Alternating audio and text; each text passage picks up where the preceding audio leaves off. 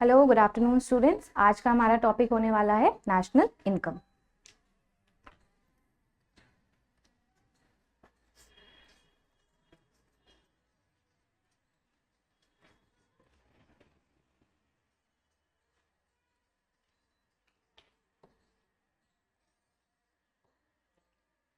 अच्छा, national income अगर हम लोग पढ़ें तो उसके पहले हम लोग को इसमें दो टॉपिक्स या दो पॉइंट्स इसके समझने पड़ते हैं कि नेशनल का मतलब क्या होता है और इनकम का मतलब क्या होता है। एक लेमैन लैंग्वेज की उसमें समझें तो इनकम हमारी वो होती है जो हम अर्न करते हैं। ये आपकी पर मंथ भी हो सकती है या फिर एनम भी हो सकती है। एनम मतलब पर ईयर होता है, ठीक है। और नेशनल मतलब with in a nation, with in a nation. देखिए, जब हम इसको ऐसे सेग्रीगेट करके पढ़ते हैं ना तो हम लोगों के लिए काफी आसान हो जाता है बाकी का टॉपिक समझना। तो जैसे कि मैंने नेशनल इनकम को सेग्रीगेट करके बताया है कि नेशनल का मतलब होता है विद इन अ नेशन, और इनकम होती है जो भी आप अर्निंग करते हैं, वो आपकी जो भी सैलरी वगैरह होती है वो आपकी पर मंथ या फिर पर एनम में जो भी कैलकुलेट होती है वो आपकी इनकम बन जाती है। तो अगर उस हिसाब से देखा जाए तो हमें एक नॉर्मल इंसान की भाषा में क्या समझ में आ रहा है कि नेशनल इनकम वो इनकम होती है जो किसी एक नेशन की होती है। एक नेशनल इनकम कौन सी इनकम होती है? Income of a nation. ये इसकी प्रॉपर डेफिनेशन नहीं है, मैं पहले ही बता दूं, ये इसकी प्रॉपर डेफिनेशन नहीं है, लेकिन ये वो एक निकल के आया है जो हमने इसको और इसको मिला के समझा है। मतलब नेशन के अंदर पर मंथ या पर एनम की जो भी एक इंसान इनकम कमाता है, जो भी एक इंडिविजुअल इनकम कमाता है, वो कहलाती है इनकम ऑफ द नेशन। इसकी जो प्रॉपर डेफिनेशन ये होती है कि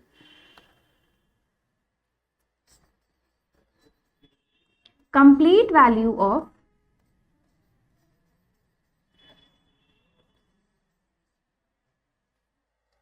goods and services produced,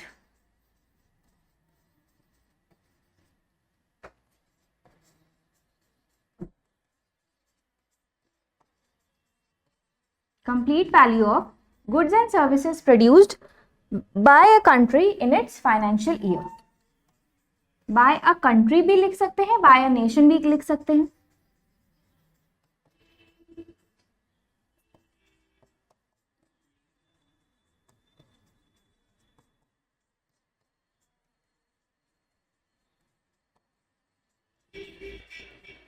ठीक, अब देखिए, ये डेफिनेशन आपकी प्रॉपर डेफिनेशन है किसकी? नेशनल इनकम की। अब इसमें एक आप क्वेश्चन ये करेंगे कि ma'am income of the nation और आपने नीचे लिखा है complete value of goods and services produce. ये मैंने यहाँ पे इसलिए लिखा है क्योंकि जब हम गुड्स एंड सर्विस प्रोड्यूस करते हैं, ये मैंने आपको कल भी बताया था कि जब हम गुड्स और सर्विस प्रोड्यूस करते हैं तो इनडायरेक्टली हम इसको अपने कंजम्पशन के लिए तो प्रोड्यूस करते नहीं है। जैसे कि अगर एक किसान खेती कर रहा है तो जो वो चावल उगा रहा है, जो वो गेहूं उगा रहा है, तो अल्टीमेटली कुछ पोर्शन तो वो अपने कंजम्पशन के लिए रखता है, लेकिन अल्टीमेटली उसका एम क्या है? उसको मार्केट में प्रोड्यूस करना, उसको मार्केट में सेल आउट करना। अब इंसान ने, उस फार्मर ने सेल आउट किया है तो हमारा काम क्या है? हम उसको खरीद रहे हैं। अगर हम उसको खरीद रहे हैं तो मार्केट में जो पैसा है हम दे रहे हैं, मार्केट में इकोनॉमी फ्लो हो रही है। तो हो क्या रहा है? उसके लिए ये इनकम हो गई, हुई कि नहीं हुई? भाई उसने अपना एक जो भी बोरा गेहूं है उसने मार्केट में दिया, आपने उसको खरीदा, मान लीजिए 35 रुपए किलो या जो भी रुपए किलो, जो भी रेट चल रहा है, आपने वो खरीदा। उस फार्मर के लिए हो गई वो इनकम, आपके लिए हो गया वो कंजम्पशन।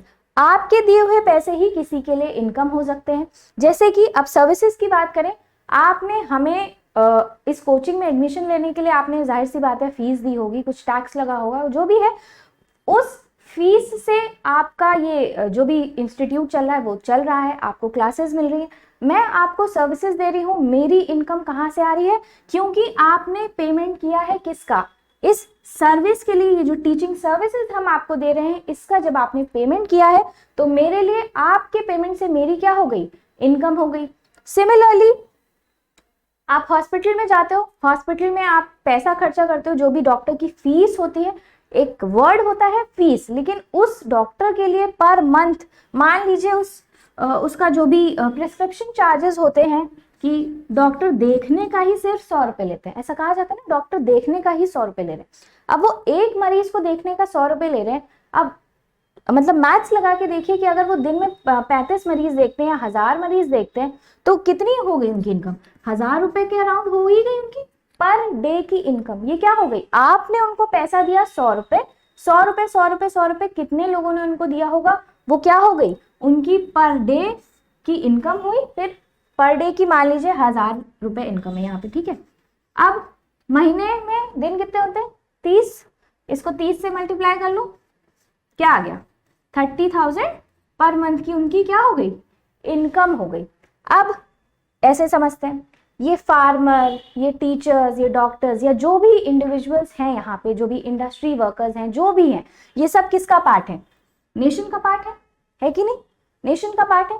अगर ये सभी लोग नेशन का पार्ट हैं और यही आपने गुड्स और सर्विसेज प्रोड्यूस करें, प्रोड्यूस का मतलब यही नहीं होता है कि हम फैक्ट्री में ले जाके प्रोड्यूस करें, प्रोडक्शन का मतलब वही नहीं होता है, मैंने अभी आपको बताया सर्विसेज दे रहे हैं, यहाँ कोई फैक्ट्री नहीं लगी है, यहाँ कोई बच्चे प्रोडक्ट प्रोड्यूस नहीं हो रहे हैं नेट जेआरएफ के कि हमारी कोचिंग से जो है एस्पिरेंट्स निकलते हैं तो सीधे प्रोफेसर ही बनते हैं, ऐसा कुछ नहीं होता है।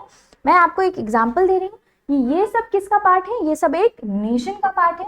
अगर ये सब मिलके इन सब की सैलरी इनकम जो भी है हम मिलके कैलकुलेट करते हैं with in a financial year, with in what, a financial year, वो हो जाती है क्या, आपकी नेशनल इनकम। मतलब ये सब नेशन का पार्ट है, सबने कंट्रीब्यूट किया है, अपनी इनकम अर्न की है, अपनी मेहनत से अर्न की है, ये क्या हो रहे हैं, टैक्स दे रहे हैं, ये सब को हम मिला के जब एक फाइनेंशियल ईयर में मैथ्स लगा के क्या कहते हैं कैलकुलेट करते हैं तो वो हो जाती है आपकी नेशनल इनकम।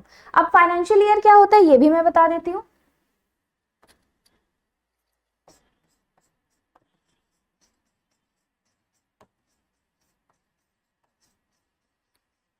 ये आपका टैक्स का ईयर भी कहा जाता है, मतलब इसी से आपका बजट आता है। मतलब ईयर का मतलब सभी जानते हैं भाई 365 डेज होता है, 365 या 366 कुछ डेज होते हैं, ठीक है, हम लोग लीप ईयर वगैरह में नहीं जा रहे, लेकिन मैंने आपको बता दिया फाइनेंशियल का मतलब कुछ 365 दिन होता है। अब होता क्या है इसमें कि ये जो फाइनेंशियल ईयर है इसी से आपका बजट या फिर आपका इकोनॉमिक सर्वे डिसाइड होता है। जब हम बजट पढ़ेंगे तब हम आपको डिटेल में पढ़ाएंगे, लेकिन फिलहाल के लिए आप फाइनेंशियल ईयर समझिए, ये होता है आपका 31 मार्च से 31 मार्च से 1 अप्रैल। अब ये कोई रॉकेट साइंस नहीं है कि ये अगर 2024 है तो ये 2025 ही होगा, ठीक है, ये तो सबको समझ में आता है ना। फाइनेंशियल ईयर पिछले साल के मार्च से अगले साल के अप्रैल में जाके खत्म होता है और यही आपका फाइनेंशियल ईयर होता है। मतलब इसमें जो भी फाइनेंशियल एक्टिविटीज हुई हैं, जो भी सामान बेचा गया है, खरीदा गया है, इंपोर्ट हुआ है, एक्सपोर्ट हुआ है, जो भी सर्विसेज प्रोड्यूस हुई हैं, जो भी टैक्स लगा है, जो भी इनकम अर्न हुई है, जो भी हमने लोन लिया है, ये सब क्या पार्ट होता है, बजट का पार्ट होता है और यही आपका क्या मिला के आ जाता है, फाइनेंशियल ईयर। और एक फाइनेंशियल ईयर में हासिल की गई इनकम जो भी एक नेशन में होती है वो आपकी नेशनल इनकम कहलाती है। ठीक है, क्लियर हो गया? ठीक, अब बात करते हैं नेशनल इनकम के कंपोनेंट्स क्या होते हैं।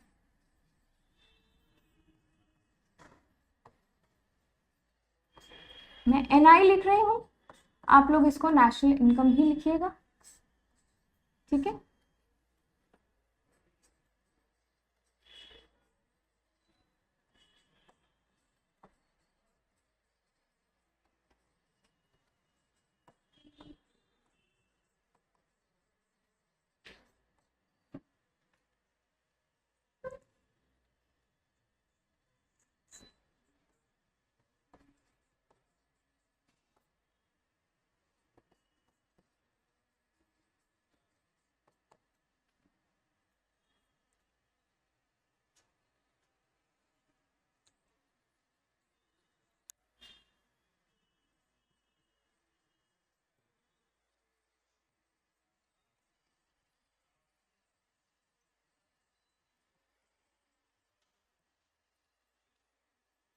ये कुछ होते हैं आपके नेशनल इनकम के कंपोनेंट्स। लिख लीजिए, फिर मैं एक एक करके आपको समझाती हूँ।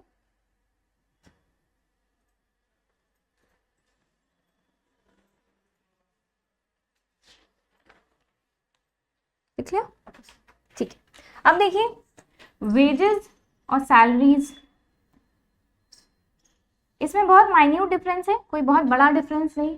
वेजेस मतलब हिंदी में इसको हम दिहाड़ी कहते हैं। क्या होती है हिंदी में? दिहाड़ी। जैसे कि जो लेबर आपके घरों में, जब आपके घरों में काम लगता है, जो भी रंगाई पुताई जो भी काम लगता है, वो क्या होते हैं? आप उनको पर डे के बेसिस पे हायर करते हो। क्या होते हैं ये?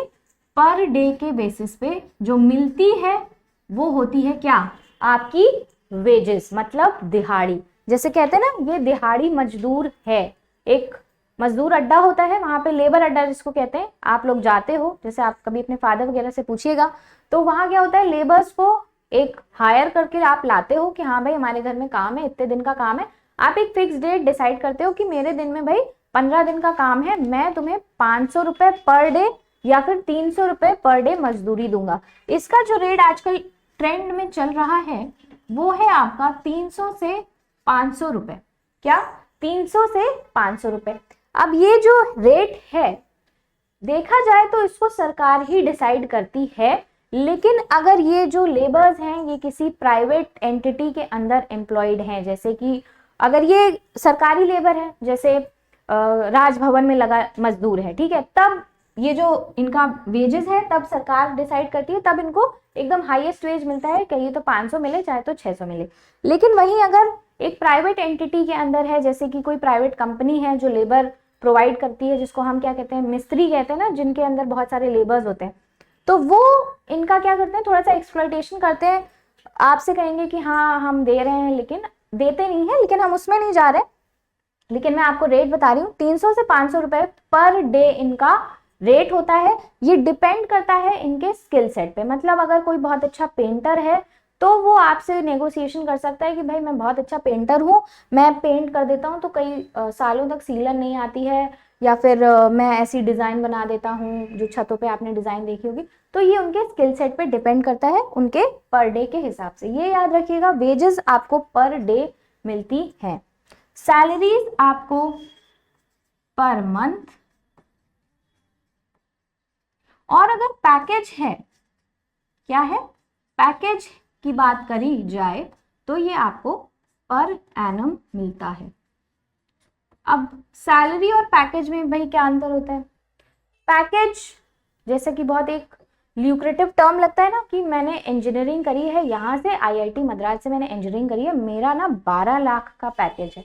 अब सुनने में क्या लग रहा है भाई, 12 लाख का पैकेज है, मतलब एक इंसान सोच सकता है कि हो सकता है उसे 12 लाख पर मंथ मिलती हो, लेकिन अगर आपने पढ़ा हुआ है तो आप समझ जाएंगे कि भाई 12 लाख का पैकेज है, मतलब एक मुश्त उसको मिल रहा है। अगर उसको डिवाइड करें तो मतलब क्या है, पर मंथ उसको 1 लाख रुपए मिलती है। क्या? Salary, excluding the benefits. मतलब ये भी हो सकता है कि 1 लाख सैलरी उसको पेपर पे दिखाई गई है, लेकिन जिस भी कंपनी में वो एम्प्लॉयड है, जो भी उसको पर्क्स बेनिफिट्स मिल रहे हैं, जैसे कि मान लीजिए उसको कैब मिली हुई है आने जाने के लिए, उसको लंच का पैसा, मतलब उसको लंच का पैसा नहीं देना पड़ता है, जो भी उसकी कैंटीन है। जैसे इन्फोसिस में एक एग्जांपल है, इन्फोसिस में सैलरी पैकेज आपका बहुत अच्छा होता है, लेकिन दिखाते हैं कि आपको पर मंथ 1 लाख की सैलरी है, लेकिन आपको इन हैंड, मतलब जो आपके अकाउंट में आती है सैलरी क्रेडिट होके, वो कहीं अराउंड 80,000 के आसपास आपकी पर मंथ की सैलरी आती है, लेकिन दिखाने के लिए ऑन पेपर क्या है, 12 लाख का पैकेज है। सैलरी और पैकेज में डिफरेंस समझ में आ गया? ठीक है, कोई कंफ्यूजन तो नहीं है? पैकेज मतलब एक मुश्त, कोई बहुत बड़ी चीज नहीं है, एक मुश्त, उसको आप डिवाइड कर लो, जो भी नंबर ऑफ ईयर्स हैं या फिर नंबर ऑफ डेज हैं, यूजुअली नंबर ऑफ डेज से ही आप डिवाइड करते हो। ठीक है। इंटरेस्ट क्या होता है? वो जिसमें आप दिखाते हो दूसरों में, मुझे तुम में इंटरेस्ट है, नहीं, ये वो इंटरेस्ट नहीं होता है। ये वो इंटरेस्ट होता है जो लोन पे आपको देना पड़ता है या फिर आप किसी से लेते हो। अगर आपने बैंक से लोन लिया है तो वो आप पे क्या लगाती है, इंटरेस्ट लगाती है, जिसको कहते हैं ना प्रिंसिपल अमाउंट प्लस इंटरेस्ट। एक सिंपल इंटरेस्ट का ये फॉर्मूला होता था ना, प्रिंसिपल अमाउंट प्लस इंटरेस्ट, मतलब प्रिंसिपल अमाउंट मान लीजिए आपने बैंक से 50,000 का लोन लिया है, उसने आप पे इंटरेस्ट रेट लगाया मान लीजिए 2%, ठीक है, 2% आपने इंटरेस्ट रेट लगाया है बैंक ने आप पर, और उसने कहा है कि जब भी आप रीपेमेंट करेंगे लोन का तो 50,000 तो क्या हो गया आपका प्रिंसिपल अमाउंट हो गया, 50,000 का 2% आप उसको और पे करोगे। क्यों?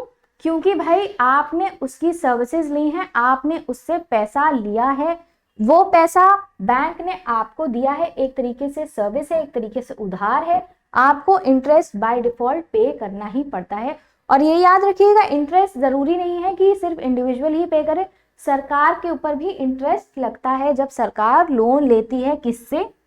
अच्छा, हम लोग लोन लेते हैं बैंक से या किसी दोस्त से या फिर किसी प्राइवेट फाइनेंशियल इंस्टीट्यूशन से, जो हमारी सरकार है वो लोन लेती है या तो आईएमएफ से या फिर वर्ल्ड बैंक से, ठीक है। अब ये आईएमएफ और ये वर्ल्ड बैंक क्या होता है ये आप पढ़ के आएंगे, ये आपका होमवर्क है। आईएमएफ और वर्ल्ड बैंक क्या है ये आप पढ़ के आओगे, आपका होमवर्क है, लिख लीजिए इसको, ठीक। चलिए अब बात करते हैं रेंट की। रेंट सबको पता होगा कि आप अगर पीजी वगैरह में रहते हो, हॉस्टल वगैरह में रहते हो तो पर मंथ का आप रेंट देते हो, मतलब उस कमरे को यूज करने के लिए आप क्या देते हो? रेंट देते हो, मतलब भाड़ा देते हो, जिसको हिंदी में कहते हैं ना भाड़ा, रेंट, ये रेंट होता है। अच्छा, रेंट और फेयर में डिफरेंस होता है, रेंट और फेयर में डिफरेंस होता है, ये याद रखिएगा। किराया भाड़ा हिंदी में बता रही हूँ, रेंट और फेयर में डिफरेंस होता है। फेयर आपका टू एंड फ्रो ट्रांजैक्शंस के लिए होता है, फेयर आपका क्या होता है? टू एंड फ्रो ट्रांजैक्शन के लिए होता है। जैसे अगर आप ट्रेन से ट्रैवल कर रहे हो या फिर आप फ्लाइट से ट्रैवल कर रहे हो, बस से ट्रैवल कर रहे हो, तो आप क्या कर रहे हो? ट्रैवल कर रहे हो, तो ये जो आप पेमेंट कर रहे हो ना, जो भी मान लीजिए 50 रुपए की टिकट है यहाँ से इमामबाड़ा जाने के लिए मान लीजिए, तो आपका 50 रुपए क्या हो जाएगा? फेयर हो जाएगा, रेंट नहीं होगा। क्यों? क्योंकि आप उसको परमानेंटली यूज नहीं कर रहे, मतलब सेमी परमानेंट आप यूज नहीं कर रहे हो, मतलब ये नहीं है कि आप बस में बैठे तो बस आपकी, लेकिन यहाँ रेंट पे क्या है, आपने एक बार रेंट का पेमेंट किया तो उस ड्यूरेशन के लिए, जो भी ड्यूरेशन है, मान लीजिए 6 महीने है, 3 महीने है, जो भी है, उस ड्यूरेशन के लिए वो चीज, वो कमोडिटी आपकी हुई। रेंट पे अक्सर लोग, आपने पहले सुना होगा कि डीवीडी प्लेयर लाते थे, वो म्यूजिक सिस्टम लाते थे, सुना है? ये रेंट का होता था, मतलब आपने उस पर्टिकुलर टाइम फ्रेम के लिए कुछ चीजें रेंट पे ले ली और आपने उसका पेमेंट कर दिया, ठीक। प्रॉफिट, प्रॉफिट क्या होता है भाई? प्रॉफिट वो होता है जो आपको किसी चीज पे एक्स्ट्रा मिलता है। जैसे कि मान लीजिए आपने 200 रुपए का कुछ प्रोड्यूस किया है, कुछ भी XYZ कोई कमोडिटी है, 200 रुपए की आपने कोई चीज प्रोड्यूस करी है, ठीक। अब आपने उसको सेल आउट किया 250 रुपए में। किसमें सेल आउट करा? ये सेलिंग प्राइस हो गई और ये उसकी कॉस्ट प्राइस हो गई। कॉस्ट प्राइस, सेलिंग प्राइस अगर आपने पढ़ा है बचपन में, थोड़ी सी मैथ्स आपको आती है, आपको पता होगा कि कोई चीज अगर 200 रुपए की आपने प्रोड्यूस करी है और आपने मार्केट में बेची है 250 रुपए की, तो ये जो डिफरेंस आया कितने रुपए का? 50 रुपए का, यही क्या हो जाता है? आपका प्रॉफिट। मतलब कुछ एक्स्ट्रा जो चीज आप पाते हो, आप जो हासिल करते हो अपने प्रोडक्शन पे या कोई भी फैसिलिटी पे, वो आपका हो जाता है प्रॉफिट, ठीक। क्लियर? अब चलते हैं ये फैक्टर्स ऑफ प्रोडक्शन। ये मैंने पिछली क्लास में भी समझाया था कि 3 या 4 तरीके के आपके क्या होते हैं? Factors of production. Land, labour, capital और एंटरप्रेन्योरशिप, ठीक है, ठीक है। लैंड, लेबर, कैपिटल और एंटरप्रेन्योरशिप, इसको रिस्क टेकिंग फैक्टर भी कहते हैं। जनरली हम इन तीनों के बारे में चर्चा करते हैं जब हम फैक्टर्स ऑफ प्रोडक्शन की बात करते हैं, ठीक है। Factors of production, national income का कंपोनेंट कैसे हुआ, ये मन में आपके अगर सवाल आया है तो मैं बता दूं भाई। देखिए, लैंड पे आपको क्या देना पड़ता है? या तो आप रेंट दोगे या तो फिर उसका जो भी आप, अगर आपने उसको एक मुश्त खरीद लिया है तो आप उसका क्या करोगे, पेमेंट दोगे। लेबर को आप क्या देते हो भाई, वेजेस देते हो। अगर ब्लू कॉलर्ड एम्प्लॉय है तो वेजेस है, व्हाइट कॉलर्ड एम्प्लॉय है तो सैलरी दोगे। कैपिटल पे आपको क्या मिलता है, इंटरेस्ट। भाई आपने लोन लिया है या आपने लोन दिया है किसी को। भाई मेरे लिए अगर मैंने एक सेटअप लगाया है, मान लीजिए ये कोचिंग का सेटअप मैंने लगाया है, तो मुझे क्या चाहिए यहाँ पे, इसको सेटअप लगाने के लिए मुझे क्या चाहिए होगा, कैपिटल। कैपिटल मुझे कहाँ से मिलेगा भाई, मेरी जेब में तो है नहीं 1 करोड़ रुपए। मैं क्या करूंगी, बैंक के पास जाऊंगी या फिर किसी इंडिविजुअल के पास जाऊंगी। मैंने वहां से क्या बोरो किया, कैपिटल। उसने मुझ पे क्या लगाया, लोन लगाया। मुझे क्या देना पड़ेगा, लोन। एक तो पहले बात उसको प्रिंसिपल देना पड़ेगा, फिर उस पर इंटरेस्ट देना पड़ेगा। तो ये सब क्या है, कहीं ना कहीं ये सब क्या है, कनेक्शन है एक दूसरे से। एक का पैसा दूसरे के लिए इनकम, दूसरे का इनकम किसी के लिए कैपिटल। ये सब क्या है, एक तरीके की साइकिल चलती रहती है, चलती रहती है, और अल्टीमेटली क्या हो जाती है, एक नेशन की इनकम में कन्वर्ट होके आती है फाइनेंशियल ईयर में। क्लियर हो गया, ठीक।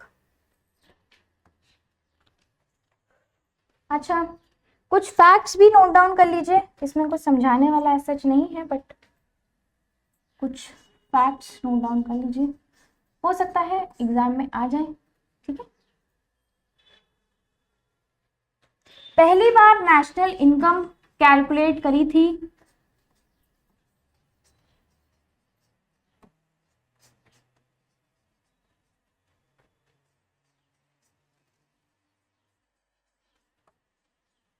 पहली बार नेशनल इनकम किसने कैलकुलेट करी थी, दादा भाई नरोजी ने। ठीक है, दादा भाई नरोजी ने। और इनकी एक बुक थी, बुक नाम किसी को याद है बुक का,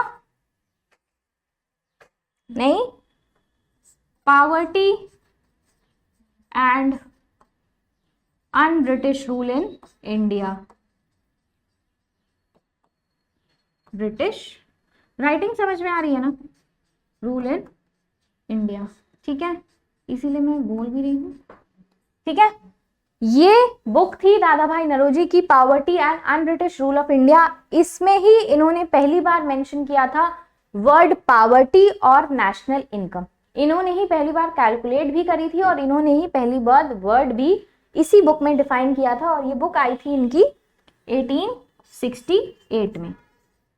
कब आई थी इनकी बुक, 1868 में। हो सकता है आपसे ये बुक का नाम पूछ ले, या फिर हो सकता है वो पूछ ले कि नेशनल इनकम आपको वर्ड पहली बार कहाँ देखने को मिला था। ठीक है,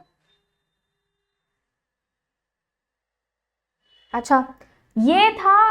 अब टाइमलाइन देखिए, ये थी इंडिपेंडेंस से पहले की बात। ठीक, अब बात करते हैं इंडिपेंडेंस से बाद की बात। इंडिपेंडेंट हुआ था 1947 में। ठीक है, इंडिपेंडेंस के बाद जो साइंटिफिकली कैलकुलेट हुई थी आपकी नेशनल इनकम, साइंटिफिकली कैलकुलेटेड मतलब प्रॉपर तरीके से, कि जो भी फैक्टर्स अभी हमने लिखवाए हैं, भाई जाहिर सी बात है, पहले जब देश आज़ाद नहीं हुआ था तब चीज़ें कुछ और थी, सिनेरियो कुछ और था। देश आज़ाद हुआ, सिनेरियो बदला, चीज़ें बदली, बहुत सारी चीज़ें आ गई। तब जब पहली बार साइंटिफिकली कैलकुलेट किया था तो ये थे मिस्टर VK RV राव। कौन थे ये, मिस्टर VK RV राव। ठीक है, इन्होंने पहली बार देश की आजादी के बाद कैलकुलेट करी थी नेशनल इनकम। अच्छा, ये करता कौन है, ऑर्गेनाइजेशन जो नेशनल इनकम कैलकुलेट करती है,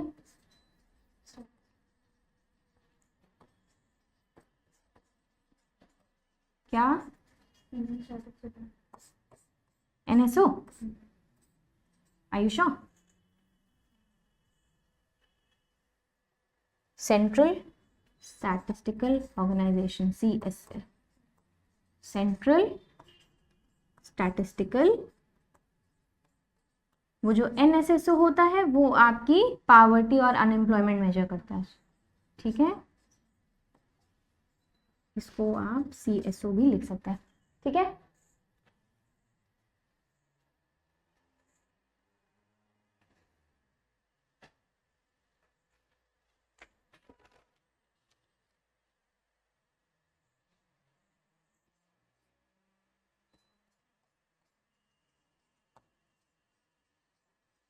अच्छा, नेशनल इनकम आपकी दो प्राइसेस पे कैलकुलेट होती है।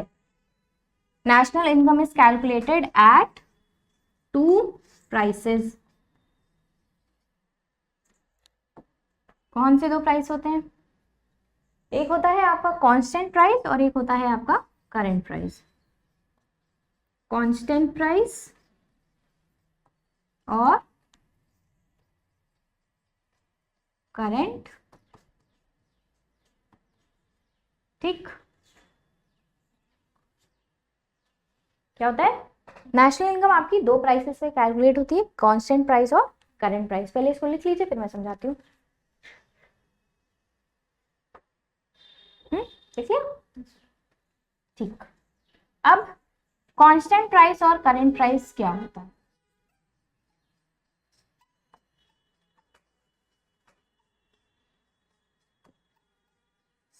टॉपिक थोड़ा लेंदी है लेकिन समझने लायक है। अगर आपको ये समझ में आ गया तो कल अगर आपके पास मैथमेटिकल फॉर्मूलाज से रिलेटेड क्वेश्चन भी आ जाता है एग्जाम में तो आप इसको कैलकुलेट कर पाओगे, ठीक है। कांस्टेंट प्राइस वो होता है उसमें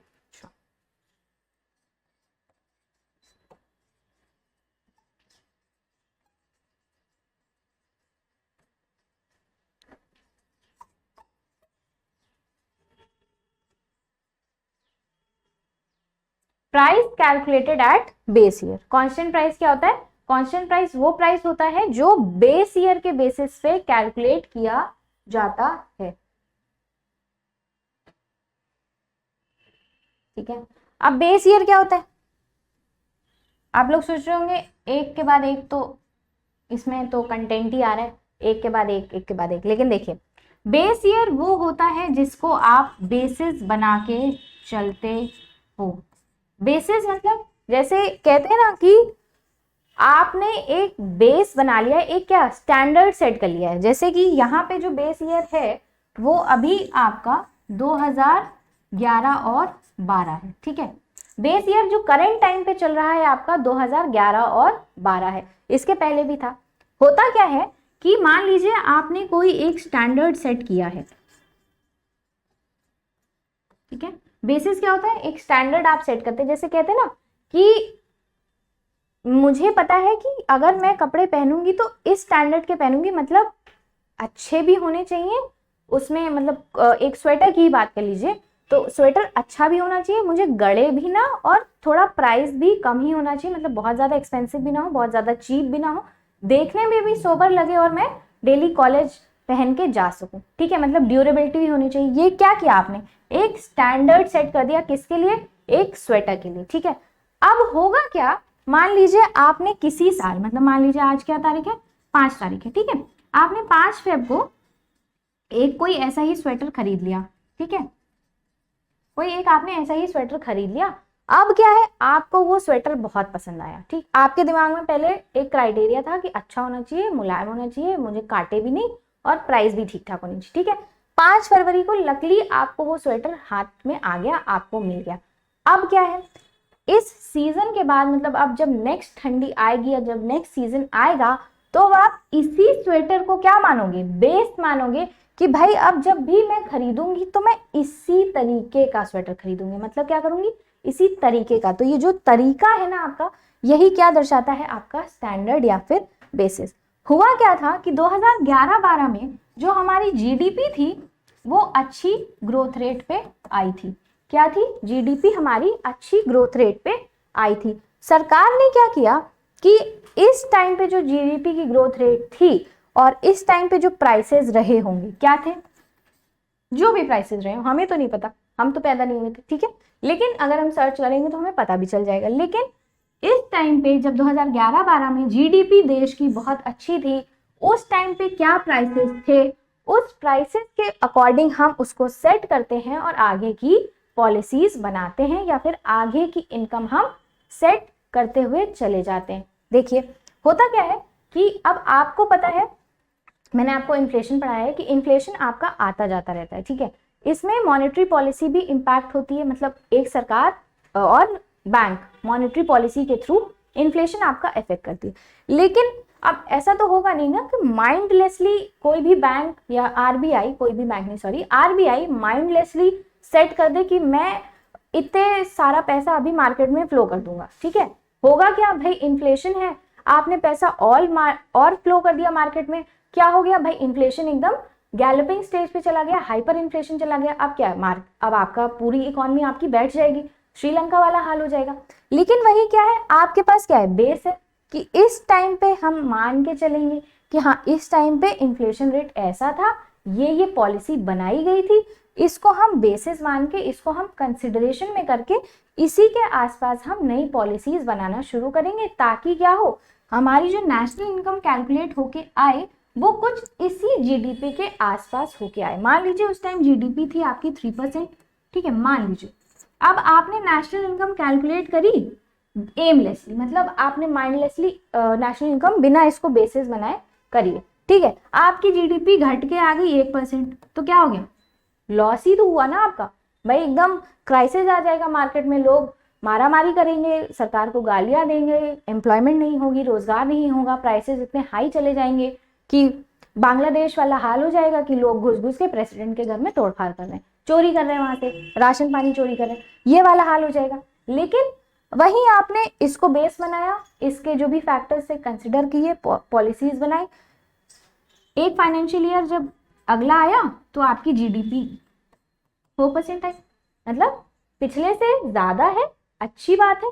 क्या हो गया, एक इकोनॉमी में स्टेबिलिटी आ गई, लोग खुश हैं, अच्छा है। और जो भी आपके हैप्पीनेस इंडेक्स है, ईज ऑफ डूइंग बिजनेस है, ये सब जो इंडेक्स है ना, इसमें इंडिया की क्या रैंकिंग बढ़ती चली जाएगी। अभी क्या है, आपकी रैंकिंग बहुत कम है, लेकिन जैसे ही आपकी जीडीपी, देखिए अल्टीमेटली जुड़ा सब क्या है, पैसे से ही जुड़ा है। ये जो कहते हैं ना कि पैसे से इंसान कुछ नहीं खरीद सकता, बकवास है, पैसा ही सब कुछ खरीद सकता है, क्योंकि अल्टीमेटली आपकी जो चीजें आ रही हैं ये आपको कोई मुफ्त में नहीं दे रहा है, आपको एक पेमेंट करना पड़ रहा है। आप जो पढ़ भी रहे हो ना यहाँ पे, आपने इसके लिए पेमेंट किया हुआ है।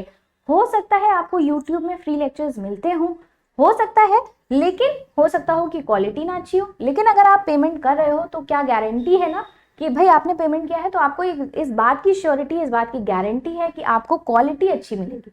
तो अगर हम क्वालिटी और हैप्पीनेस की बात करें तो आपको कुछ ना कुछ प्राइस तो पे करना ही पड़ता है। क्लियर, चलिए ठीक है, ये हो गया आपका कांस्टेंट प्राइस। अब बात करते हैं करंट प्राइस की। करंट प्राइस में ऐसा कुछ समझाना नहीं है, करंट प्राइस वही प्राइस होता है जो करंट स्टेट में चल रहा होता है। Prices at the current level, मतलब अगर आज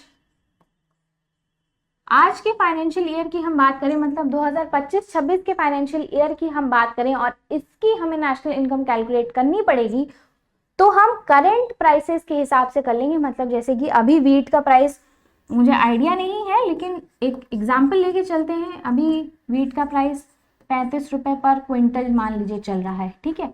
तो ये जो भी सारी चीजें हैं, ये आपका क्या है, करंट प्राइस के सिनेरियो पे जो भी चीजें आप कैलकुलेट कर रहे हो, जो भी नेशनल इनकम आप कैलकुलेट कर रहे हो, ये जब आपके करंट प्राइसेस पे होती है, मतलब आपने कोई बेस नहीं लिया है, पिछले साल का कोई बेस नहीं लिया है, कोई स्टैंडर्ड नहीं लिया है, वो आपकी करंट प्राइसेस हो गई, ठीक है, क्लियर।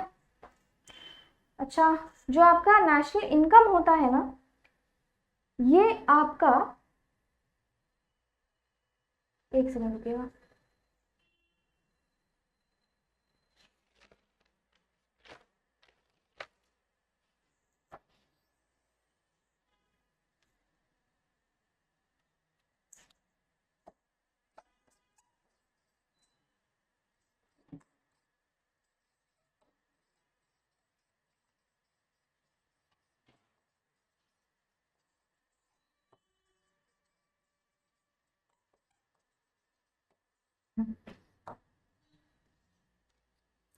आपका होमवर्क क्वेश्चन है, नेशनल इनकम किस प्राइस पे कैलकुलेट करी जाती है, कांस्टेंट प्राइस पे या फिर करंट प्राइस पे, और रीजन भी लिख के आइएगा,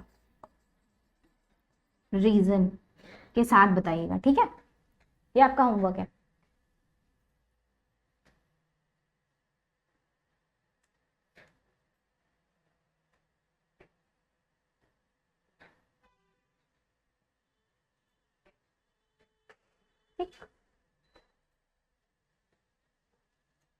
हो गया। अब बात करते हैं फैक्टर्स क्या होते हैं जो आपकी नेशनल इनकम डिसाइड करते हैं।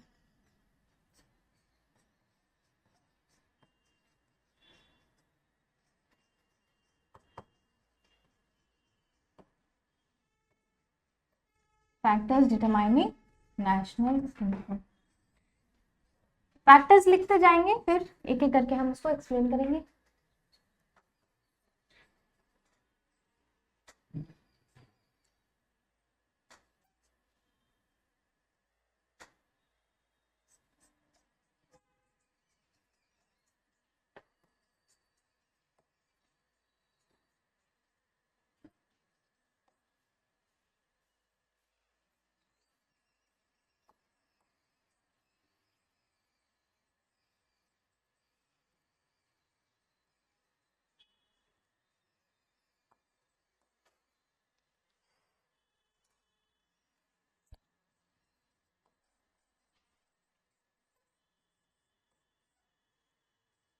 ये रिसर्च एंड डेवलपमेंट है, R&D, ठीक है।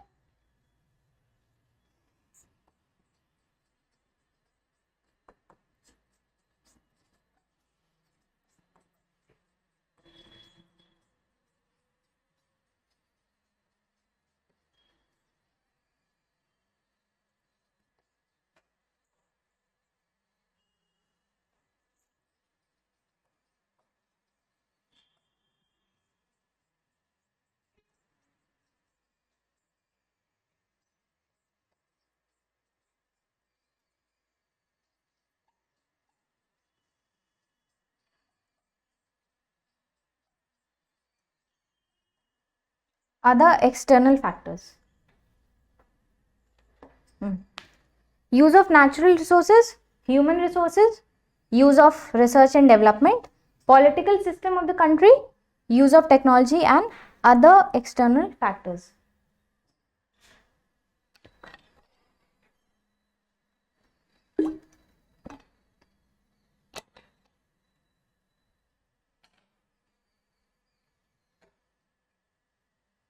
ठीक है, ओके। अब देखिए एक एक करके समझते हैं। पहला है नेचुरल रिसोर्सेज। नेचुरल रिसोर्सेज सभी जानते हैं, जो भी आपके नेचर से उपलब्ध हैं, आपको इसके लिए अलग से कुछ खर्चा नहीं करना पड़ा है। मतलब जैसे पानी है, भले ही आपको आज डैम बनाना पड़ता है, ट्यूबवेल लगाने पड़ते हैं, लेकिन था क्या, आपको पैसे देने पड़े थे पानी के लिए? नहीं। मतलब जो आपके नेचर में पहले से मौजूद है, बस आपको क्या है, थोड़ी सी कंजर्वेशन करने की जरूरत है, वो होते हैं आपके नेचुरल रिसोर्सेज।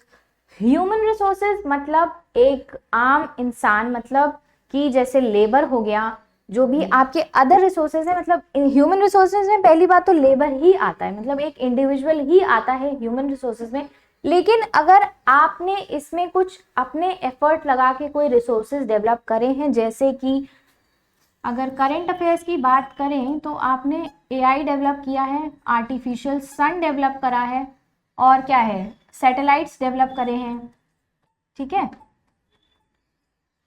और एक अलग से इकोसिस्टम बनाने की भी बात चल रही है। अब पता नहीं वो बात सच है या नहीं, पर फिर भी मैं आपको बता रही हूँ कि ये जो क्या है, ये सब जो रिसोर्सेज एक इंसान ने अपनी मदद से अपनी कैपेबिलिटीज पे डेवलप करे हैं, जैसे कि AI, artificial intelligence, artificial son, आपका अभी न्यूज़ थी, चाइना ने आर्टिफिशियल सन डेवलप करा है, ठीक है। सैटेलाइट, सभी को पता है सैटेलाइट्स इंसान ही डेवलप करते हैं। इनफैक्ट सैटेलाइट में अब क्या रोबोट भी जाने लगे हैं, रोबोट वगैरह, ये सब क्या है, आपके ह्यूमन रिसोर्सेज में आ गए। मतलब जो इंसान, एक तो पहला इंसान खुद आ जाएगा ह्यूमन रिसोर्स में, दूसरा रिसोर्स जो वो अपने कैपेबिलिटी से डेवलप करता है, मतलब जो भी उसकी क्षमता है, भले चाहे मतलब अगर वो लेबर इंडस्ट्री भी बना रहा है तो उसने इतनी अच्छी लेबर इंडस्ट्री बना दी कि सारे जो लोग हैं उसी लेबर इंडस्ट्री से अपने लेबर्स को मंगा रहे हैं। AI बना दिया, जैसे एलन मस्क हैं, उन्होंने अपना रोबोट बनाया, अब क्या है, उनके ही रोबोट हैं, टेस्ला है उनका, पूरा अच्छा सा चल रहा है। ये सब क्या है, मतलब आपके ह्यूमन रिसोर्सेज आ गए, मतलब इसमें आपका इंसान खुद और दूसरा जो भी उसने डेवलप करा है। रिसर्च एंड डेवलपमेंट, अभी मैंने बताया ये जो चीजें होती है ना, ये आपके रिसर्च एंड डेवलपमेंट से होती है। अभी अच्छा, पहले की बात करी जाए तो मैंने आपको शायद बताया था कि ग्रीन रेवोल्यूशन आया था किसकी मदद से, आपका रिसर्च और डेवलपमेंट की मदद से। ये जो आपका high yielding variety of seeds होते हैं ना, ये वी है, ठीक है। ये जो high yielding variety of seeds होते हैं, मतलब क्या है कि एक नॉर्मल सीड होता है और फिर होते हैं आपके हाई यील्डिंग वैरायटी, मतलब आप उसको डालेंगे, पैदावार दुगनी होगी, हो सकता हो तिगनी हो, लेकिन क्या है, मतलब ये क्या है, आपको क्या लगता है बस ऐसे ही मिल जाता है? नहीं, इसके पीछे बहुत सारी रिसर्च लगती है, डेवलपमेंट लगती है। इनफैक्ट आपका पेपर 1 भी क्या है, रिसर्च और डेवलपमेंट का ही पेपर है। क्या रिसर्च करते हो, क्या डेवलप करते हो, ये आपके ऊपर है। मतलब क्या है, जैसे आपने कोई भी टॉपिक ले लिया, मतलब जो हमारे लेट स्वामीनाथन जी थे, उन्होंने सोचा कि हम जो गेहूं की पैदावार है हम उस पर डेवलपमेंट करेंगे, क्योंकि पास्ट में कुछ केसेस ऐसे हुए थे कि इंडिया को दूसरों से अनाज मांग के खाना पड़ गया था, काफ़ी जिल्लत की बात हुई थी इंडिया के लिए। तो उन्होंने ये प्रण लिया था कि मैं अब अपने ही देश में इतना ज़्यादा उगाऊंगा कि मुझे किसी से मांगने की ज़रूरत ना पड़े। तो उन्होंने हाई यील्डिंग वैरायटी सीड्स का डेवलपमेंट किया और उसको मतलब प्रेजेंट कर दिया। यही होती है आपकी रिसर्च और डेवलपमेंट। ये आपके नेशनल इनकम का पार्ट क्यों है? क्योंकि आप कुछ भी डेवलप करोगे तो आप क्या उसको अपने तक सीमित रखोगे? नहीं।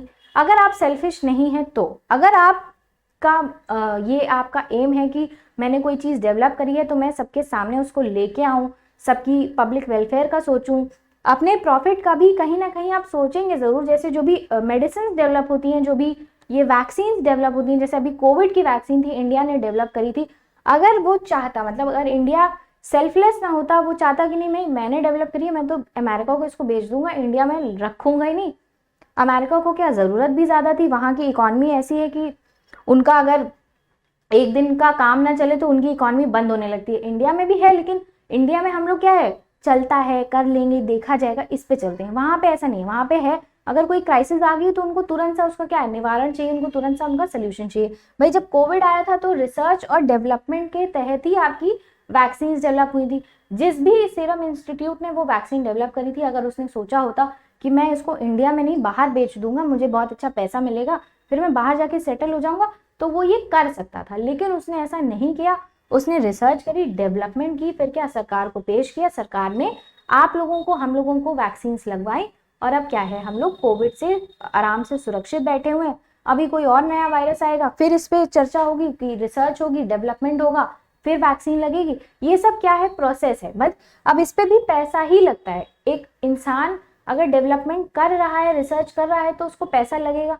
आप किसी चीज़ की खोज ही कर रहे हो। जैसे अगर आप स्कूल की बात करो, जब आप स्कूल में थे तो प्रोजेक्ट बनाते थे, तो भाई प्रोजेक्ट बनाने के लिए भी तो पैसा लगता था ना। अब तो खैर इंटरनेट है, फ्री में अवेलेबल है, फ्री में भी नहीं, आपको पैसा देना पड़ता है। लेकिन क्या है, आपको घर बैठे ही तो सुविधाएं मिल रही है ना, कोई भी इंफॉर्मेशन चाहिए। लेकिन पहले क्या था, जब इंटरनेट आपके घर पे अवेलेबल नहीं था, आप किसी दोस्त के घर जाते थे, खर्चा करते थे, साइबर कैफे जाते थे, प्रिंट आउट निकालते थे, जो भी चीज़ें करते थे आप, क्या ये सब क्या है, रिसर्च का ही पार्ट हो जाता है। इससे क्या है, पैसा खर्चा हो रहा है, अल्टीमेटली किसी की इनकम बन रही है, तो नेशनल इनकम का पार्ट हो जाएगा। ठीक। Political system of the country, मतलब भाई देश की जो पॉलिटिकल स्थिति है, मतलब जो राजनीतिक स्थिति है वो कैसी है। मतलब कहीं बांग्लादेश वाली स्थिति तो नहीं है कि जो शेख हसीना है उन्हीं को निकाल के फेंक दिया लोगों ने और कहा कि नहीं अब यहाँ पे क्या पब्लिक का रूल चलेगा। जैसे कि जब इंदिरा गांधी जी की सरकार थी तो इमरजेंसी उन्होंने लगाई थी। इमरजेंसी में क्या था, प्रेसिडेंट रूल लगेगा। काफ़ी मारामारी हुई थी, काफ़ी उनकी बेइज्जती भी हुई थी। ये सब जो क्या कहते हैं ना, ए पॉलिटिकल सिस्टम चलते रहते हैं ना कंट्री में, कि मतलब कोई स्थिरता ही नहीं है आपकी कंट्री में। कभी ये सरकार आई है, गिर गई, फिर दूसरी सरकार आई, उन्होंने कोई और नीतियाँ डेवलप करी, वो भी खत्म हो गई, तीसरी सरकार आई।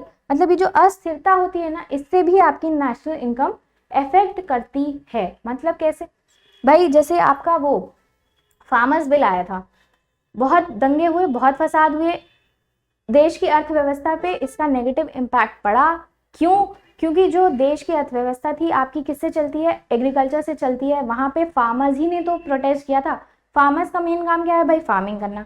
वो फार्मिंग छोड़ के प्रोटेस्ट कर रहे हैं, जो भी अपना इक्विपमेंट्स है वो वहाँ ले जाके यूज़ कर रहे हैं उसको। तो क्या हो रहा है भाई, प्रोडक्शन तो उस टाइम पीरियड के लिए मतलब ठप हो गया था ना, मतलब चल तो रहा नहीं था। सारे लोग आंदोलन कर रहे थे, सारे लोग लगे हुए थे कि नहीं वापस लो, वापस लो, वापस लो। अल्टीमेटली क्या हुआ, पॉलिटिकल सिस्टम आपकी कंट्री का खराब हुआ, अर्थव्यवस्था पे असर पड़ा, नेशनल इनकम पे भी असर पड़ता है। लगेगा कि एकदम से तो नहीं, पर लेकिन ग्रेजुअली असर पड़ता है। टेक्नोलॉजी, अभी मैंने बताया ये जो सैटेलाइट वगैरह है, इकोसिस्टम वगैरह है। भाई टेक्नोलॉजी हम क्यों डेवलप कर रहे हैं, क्योंकि हम बात करते हैं सस्टेनेबल लिविंग की। हमें पता है नेचुरल रिसोर्सेज हैं तो, लेकिन अनलिमिटेड नहीं है, एक्सेप्ट फॉर द सन। हमें तो नहीं लगता कि कोई भी ऐसा रिसोर्स है आज के टाइम पे जो ह्यूमंस ने एक्सप्लॉइट करके ख़त्म ना कर दिया हो। पानी है, सबको पता है पानी की क्राइसिस है। बेंगलुरु में पानी नहीं था तो लोग नहा नहीं रहे थे, वेट वाइप का यूज़ कर रहे थे, मतलब बहुत ही ख़राब स्थिति थी। टेक्नोलॉजी इसीलिए डेवलप हो रही है। ये जो इकोसिस्टम यहाँ पे मैंने लिखा है, ये क्यों लिखा है, इसीलिए लिखा है क्योंकि अगर आप ये डेवलप करोगे तो कहीं ना कहीं आप अपने इकोनॉमी को, अपने नेशनल इनकम को थोड़ा सा क्या करोगे, हेल्प करोगे कि भाई नेचुरल रिसोर्सेज तो कल और आज तो खत्म हो जाएंगे, उसके बाद का क्या। सन है, हमने आर्टिफिशियल सन फिर भी बनाया, क्यों? क्योंकि कभी मान लीजिए ऐसी स्थिति आ गई, कुछ ऐसा कंडीशन हो गई कि सन ही नहीं है। जैसे एक लैंड है नॉर्वे में, वहाँ पे उसको कहते हैं ना कि सन कुछ दिन तक या कुछ महीनों तक निकलता ही नहीं है, तो वहाँ काम कैसे चलता है? टेक्नोलॉजी की मदद से चलता है। अभी लगातार बारिश ही होती रहे तो आपको भी प्रॉब्लम होगी, आपकी जो सर्विसेज हैं, टेक्नोलॉजी है, जो इंटरनेट है, ये जो सब है, ये सब बंद हो जाएंगे। लेकिन क्या है कि भाई आपको काम करना है, आपको ऐसी टेक्नोलॉजी चाहिए कि कोई भी कंडीशन हो जाए, एडवर्स कंडीशन हो जाए, आपका काम नहीं रुकना चाहिए, देश की अर्थव्यवस्था नहीं रुकनी चाहिए, वो चलती ही रहनी चाहिए। ठीक है। अदर एक्सटर्नल फैक्टर्स में कोविड मैंने अभी आपको समझा दिया। भाई कोविड आया था तो आप भी जानते हैं 2 साल तक देश आपका बंद हो गया था, कोई भी चीज़ें नहीं हो रही थी। फार्मर्स प्रोड्यूस कर रहे थे लेकिन वो भी लिमिटेड क्वांटिटी में। आपने भी देखा होगा, अगर आप यहीं पे थे, अगर आप बाहर जाते होगे कहीं, तो कैसे आप थोड़ा थोड़ा अनाज लेके खर्चा करते थे। आपके मदर भी कहते होंगे कि नहीं बेटा ज़्यादा खर्चा मत करो, आज के टाइम पे चीज़ें बहुत महंगी हो रही हैं। ये सब क्या है, एक्सटर्नल फैक्टर्स हैं, और यही सब आपके इम्पैक्ट करते हैं किसको, नेशनल इनकम को। क्लियर हो गया? कोई प्रॉब्लम, कोई क्वेश्चन अभी तक का? जल्दी से एक बार स्कैन करिए अभी तक जो भी मैंने पढ़ाया है। कोई क्वेश्चन हो तो प्लीज पूछिए, फिर मैं आगे चलूंगी।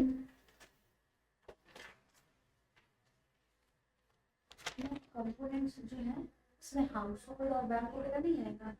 सॉरी, हाउस होल्ड और बैंक नेशनल इनकम में? हाँ, तो कंपोनेंट्स है। तो मैंने बीकॉम में पढ़ा था तो उसमें कंपोनेंट्स में हाउस होल्ड और बैंक वगैरह भी था।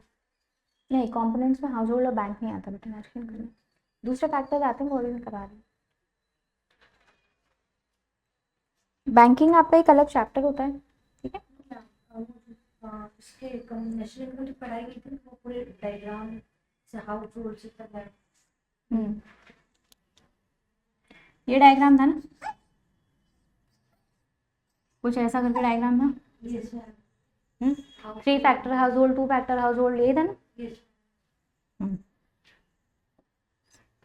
ये आपके कॉमर्स एक्सट्रीम का पार्ट है बेटा, यस इकोनॉमिक्स का पार्ट नहीं है। आपके इकोनॉमिक्स में नेशनल इनकम का सिर्फ मेजरमेंट लिखा है और इसके अदर कंपोनेंट्स लिखे हैं, जैसे जीडीपी है, जीएनपी है, ठीक है, एनएनपी है। हाँ हाँ बिल्कुल, मैं पढ़ाऊंगी, आप बिल्कुल टेंशन मत लीजिए। आप अभी रिवाइज करिए जो भी अभी मैंने पढ़ाया है, फिर मैं इसको करवाती हूँ, ठीक है।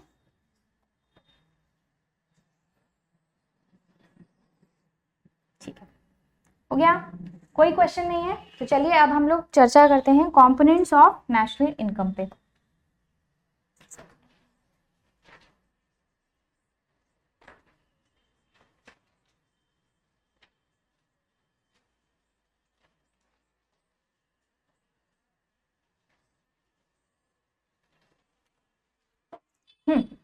ये होते हैं आपके कंपोनेंट्स, इसमें कुछ 5 होते हैं कंपोनेंट्स।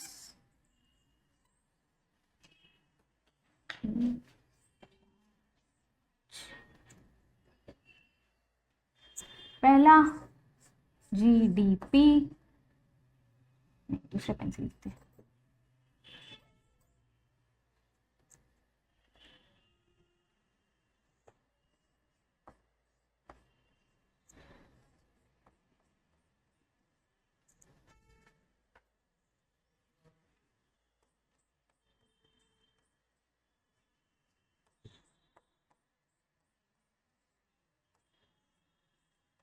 ठीक, ये आपके 5 कंपोनेंट्स होते हैं किसके, नेशनल इनकम के।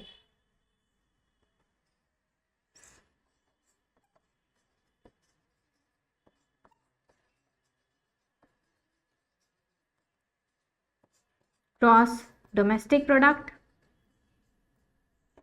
ग्रॉस नेशनल प्रोडक्ट,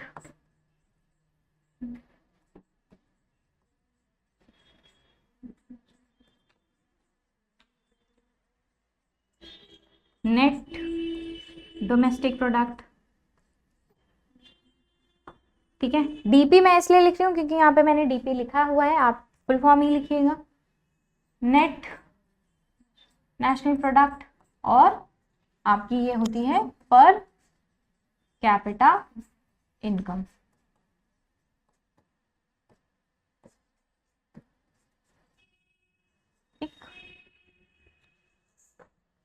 ठीक है, लिख लीजिए।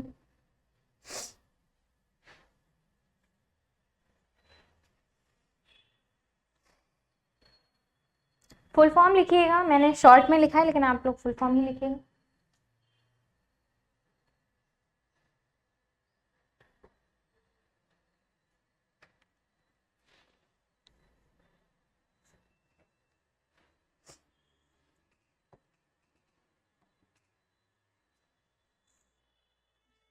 ठीक है, अब बात करते हैं जीडीपी की। तो ये क्या होता है?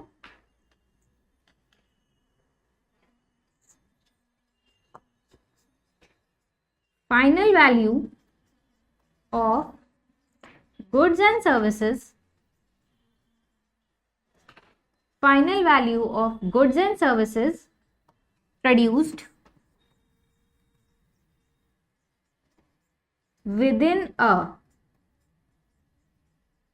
within a geographical boundary,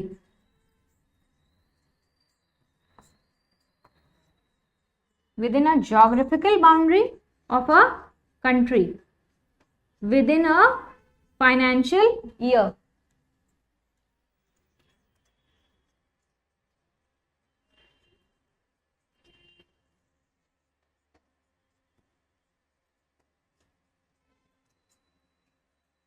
ठीक है, ये FY है, फाइनेंशियल ईयर। ठीक है, जीडीपी क्या होता है? Final value of goods and services produced with in a geographical boundary of a country with in a financial year.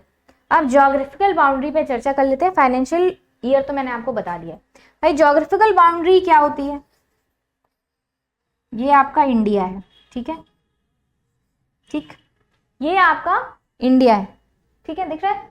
अब इस बाउंड्री के अंदर, इस ही बाउंड्री के अंदर, ये पाकिस्तान और बलूचिस्तान ये सब एरिया नहीं, इंडिया की जो पॉलिटिकल बाउंड्री बनी है, मतलब इंडिया का जो मैप आप देखते हैं, इस बाउंड्री के अंदर जो भी गुड्स और सर्विसेज प्रोड्यूस की गई हैं, उसका एक फाइनेंशियल ईयर में उसके कंपोजिट को हम क्या कहते हैं? Gross domestic product. यहाँ वर्ड लिखा है डोमेस्टिक, मतलब घरेलू, सकल घरेलू उत्पाद। मतलब एक फाइनेंशियल ईयर में इंडिया के अंदर, ये इंडिया की हो सकती है या फिर किसी और कंट्री की भी हो सकती है, लेकिन इंडिया की बाउंड्री, ज्योग्राफिकल बाउंड्री के अंदर जो भी गुड्स और सर्विसेज प्रोड्यूस हुई हैं, उसके टोटल को हम क्या कहते हैं?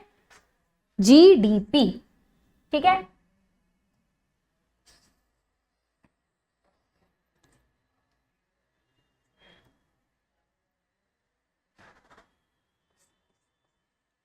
ठीक, ये इसकी डेफिनेशन है।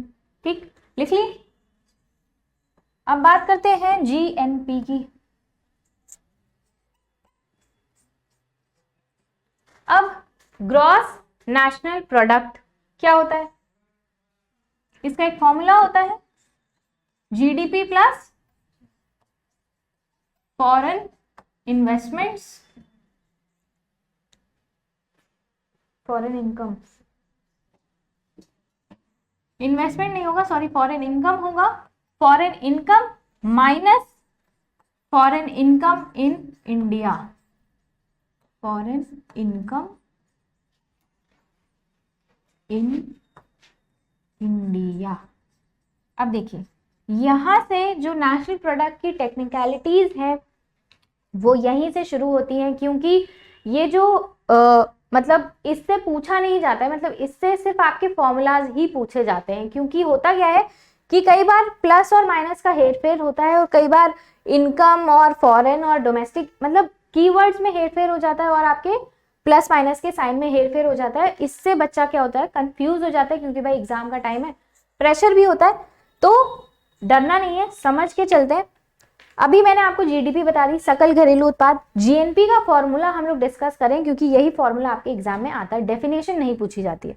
जीडीपी ग्रॉस नेशनल प्रोडक्ट होता क्या है, जीडीपी सकल घरेलू उत्पाद plus foreign income minus foreign income in India. अब भाई फॉरेन इनकम इन इंडिया और फॉरेन इनकम क्या होता है, मैं डिफरेंस बता देती हूँ। फॉरेन इनकम मतलब हो गया आपका जो इनकम बाहर से इंडिया में आई है, मतलब ये आप हो, ये आपकी फैमिली है, ठीक है, आप रहते हो यूएसए में, फैमिली रहती है इंडिया में, ठीक है। एग्जाम्पल, आप रहते हो यूएसए में, आपकी फैमिली रहती है इंडिया में। आपने यूएसए में जो भी कमाया, जो भी आपने यूएसए में कमाया, आपने उसको इंडिया में सेंड कर दिया, ठीक। क्या हो गया, आपने जो भी कमाया आपने इंडिया में सेंड कर दिया। इंडिया के लिए क्या हो गई, वो फॉरेन इनकम हो गई। क्यों, क्योंकि भाई विदेश से आ रही है, ये जरूरी नहीं है कि आपकी ही हो सकता है आपने या इंडिया ने कोई भी मार्केट में एक्सपोर्ट किया है। जैसे कि मैंने जब मैं आपको पढ़ा रही थी तो मैंने आपको बताया था, चावल जो बासमती चावल होते हैं, जब आप इसको एक्सपोर्ट करते हो तो जो पैसा आपको विदेश से आता है वो होता है आपका फॉरेन इनकम। इसके लिए अलग से रिजर्व भी बनाती है आरबीआई, ठीक है। फॉरेन इनकम क्या हो गई, पैसा जो आपका बाहर से इंडिया में आया। फॉरेन इनकम इन इंडिया क्या होता है, समझिए, ये कंपनी है किसी की, स्टैंडर्ड चार्टर्ड, ये क्या है, यूएसए की कंपनी है, और ये आपके इंडिया में है, ठीक है। ये काम कर रही है आपके इंडिया में। ये कंपनी है स्टैंडर्ड चार्टर्ड, सबको पता होगा, ये एक फॉरेन कंपनी है, फॉरेन बैंक है, ये एक मल्टीनेशनल बैंक है, स्टैंडर्ड चार्टर्ड इसका नाम है, यूएसए की है बैंक ये। अब कहाँ काम कर रही है, ये इंडिया में काम कर रही है। कहाँ काम कर रही है, इंडिया में काम कर रही है, ठीक है। अब होता क्या है कि ये यहाँ पे इंडिया में जो भी लोग इसमें अपना क्या करेंगे, अकाउंट खुलवाएंगे, जो भी सर्विसेज इस फॉरेन बैंक से लेंगे, तो क्या ये फॉरेन बैंक इंडिया को कुछ देगा, नहीं। अपार्ट फ्रॉम देयर डिपॉजिट, भाई उसका डिपॉजिट है 2 लाख, वो चाहे तो विड्रॉ कर सकता है। अपार्ट फ्रॉम दैट जो भी सर्विसेज ये स्टैंडर्ड चार्टर्ड बैंक ले रहा है, जो भी ये इंटरेस्ट चार्ज कर रहा है, अभी मैंने आपको बताया था कि इंटरेस्ट किसका होता है, बैंक का होता है। अगर आप किसी को लोन दे रहे हो, प्रिंसिपल भी आपका, इंटरेस्ट भी आपका। यहाँ पे अगर ये लोन दे रही है तो प्रिंसिपल भी इसका, इंटरेस्ट भी इसका। अब मान लीजिए इसने कोई सर्विसेज दी थी आपको, मान लीजिए कोई लॉकर की फैसिलिटी थी और ये चार्ज करती थी आपसे 1000 रुपए पर डे का, ठीक है, भाई बड़ी बैंक है, 1000 रुपए पर डे आपसे चार्ज करती थी। अब इसने आपसे चार्ज किया, जो भी सब कुछ हुआ, at the end of the financial year इसकी जो भी क्या हो गई, अर्निंग है, किसमें, फाइनेंशियल, मतलब इस फॉरेन बैंक की या कोई भी कंपनी मान लीजिए, इसकी जो भी अर्निंग है एक फाइनेंशियल ईयर में, ये कहाँ जाएगी, ये जाएगी वापस यूएसए में। क्योंकि भाई फॉरेन की कंपनी है ना, यहाँ पे तो सिर्फ उसको जमीन मिली हुई है, यहाँ पे वो अपना रेंट वेंट तो पे कर रही है, लेकिन अल्टीमेटली जो बड़ी इनकम जनरेट हो रही है वो किसके पास जा रही है, वापस फॉरेन जा रही है। इसीलिए यहाँ पे मैंने वो फॉर्मूला लिखा है, जीडीपी जो आपके देश में प्रोड्यूस हुआ है वो, आपको जो इनकम मिली है वो, और माइनस ये जो इनकम इसने कमाई ये अपना बाहर लेके चला गया, तो जाहिर सी बात है माइनस हो गया। कोई प्रॉब्लम तो नहीं है इस फॉर्मूले में, कोई प्रॉब्लम तो नहीं है, ठीक। अब दूसरा फॉर्मूला क्या था आपका, एनडीपी, नेट डोमेस्टिक प्रोडक्ट। इसका फॉर्मूला है GDP minus depreciation, GDP minus depreciation. ये क्या होता है, डेप्रीसिएशन आपने अकाउंट्स में पढ़ा होगा। जीडीपी सकल घरेलू उत्पाद मतलब एक फाइनेंशियल ईयर में एक ज्योग्राफिकल बाउंड्री के अंदर जो भी गुड्स और सर्विसेज प्रोड्यूस हुई उसकी नेशनल इनकम, ठीक, माइनस डेप्रिसिएशन मतलब जो भी आपकी गुड प्रोड्यूस हुई है उस पे जो भी डेप्रिसिएशन लग के उस कमोडिटी की क्या हो गई, वैल्यू घट गई। कार है, ठीक, आज आपने 1 लाख रुपए की खरीदी, ठीक, 2 साल बाद जब आप इसको रीसेल करने जाओगे तो क्या हो जाएगा, इस पे डेप्रिसिएशन लग जाता है ना, भाई चली है, ठुकी होगी, कहीं गिरी होगी, पलटी होगी, एक्सीडेंट हुआ होगा, आपने मेंटेनेंस कराई है नो डाउट, लेकिन हो तो गए ना 2 साल, इसको 2 साल हो गए इसके वियर एंड टीयर, मतलब ये जो क्या कहते हैं इसको हिंदी में, वियर टीयर मुझे नहीं पता, लेकिन जो भी लड़ी फुकी जो भी है ये सब क्या हो गया आपके, इसको माइनस कर देते हैं, यही आपका होता है डेप्रिसिएशन। मतलब वियर एंड टीयर जो भी गुड्स या फिर कमोडिटीज में होता है हम उसको माइनस करके हमेशा ये एनडीपी आपकी निकालते हैं। मतलब जीडीपी आपने एक निकाल ली, मान लीजिए कार ही है, आपने कार की एक फाइनेंशियल ईयर में देख लिया कि 1-1 लाख की सब कार बिकी है, ठीक है, मान लीजिए आपने देख लिया, लेकिन भाई 2 साल बाद उसकी रीसेल वैल्यू भी तो है, 2 साल बाद मान लीजिए इसकी रीसेल वैल्यू कुछ 60,000 आई, ठीक, भाई ऐसा तो है नहीं ना कि एक कार कोई खरीदता है तो वो जब तक मर नहीं जाता तब तक वही कार चलाता है, भाई लोगों की एस्पिरेशंस हैं, डिजायर्स हैं, कार्स बदलते भी तो हैं। उसने खरीदी थी नैनो नहीं, चलिए डिजायर ले लेते हैं, ठीक है, नैनो तो बहुत छोटी गाड़ी होगी, डिजायर थी, उसने ली, इसी साल ली, अगले साल उसकी हो सकता है प्रमोशन हुई, उसने सोचा अब मैं डिजायर नहीं, अब मैं कुछ और चलाऊंगा, मैं क्या किया गाड़ी चलाऊंगा, उसने बेची, 60,000 रुपए उसे मिले, हुआ क्या अल्टीमेटली, एक फाइनेंशियल ईयर की बात करें, पर डे की बात नहीं करें, फाइनेंशियल ईयर में 1 लाख जीडीपी, ठीक, और ये 60,000 माइनस डेप्रिसिएशन, टोटल क्या हुआ 40,000 क्या हो गया आपका एनडीपी हो गया। मतलब ये जो निकल के आएगा जीडीपी माइनस डेप्रिसिएशन, जो वैल्यू निकल के आएगी वो होती है आपकी net domestic product. Clear?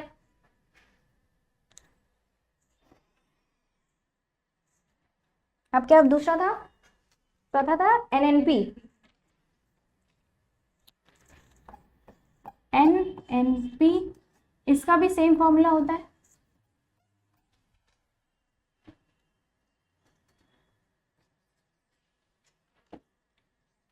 GNP minus depreciation,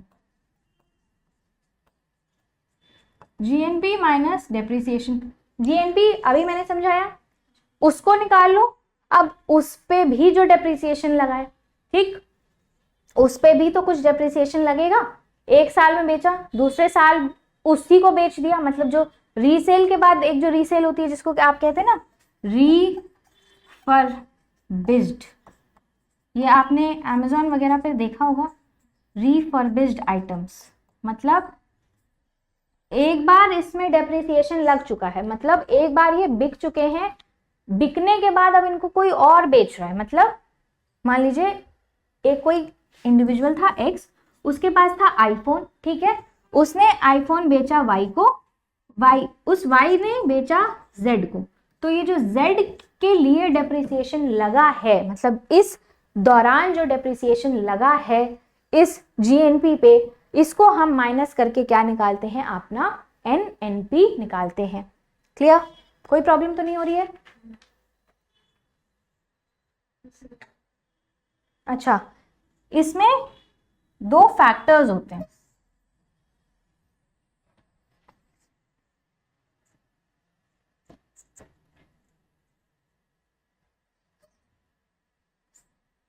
चलिए क्या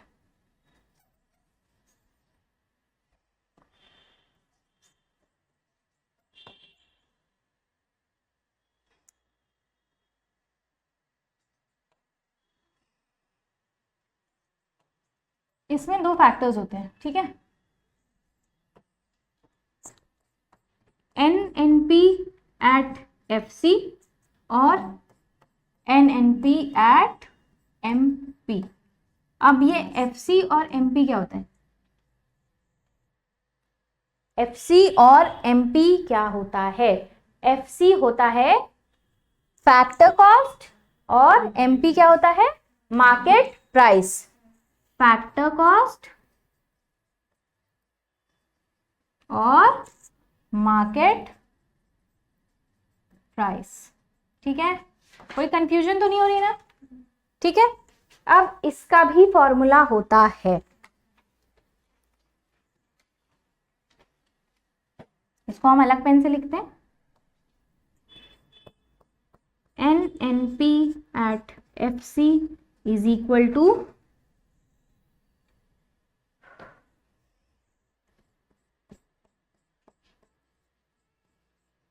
NNP at MC minus indirect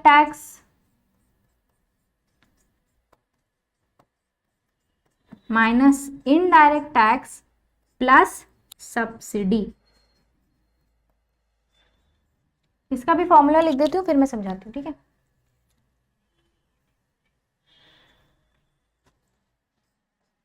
इसको अलग पेन से लिख देते हैं।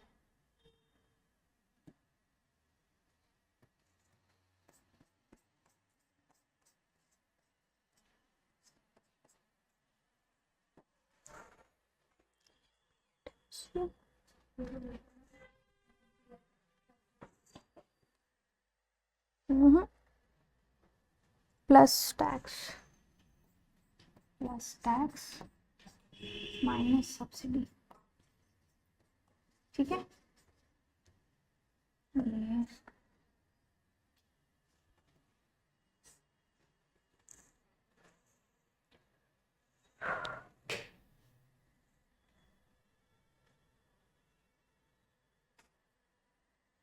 ठीक है, ठीक है।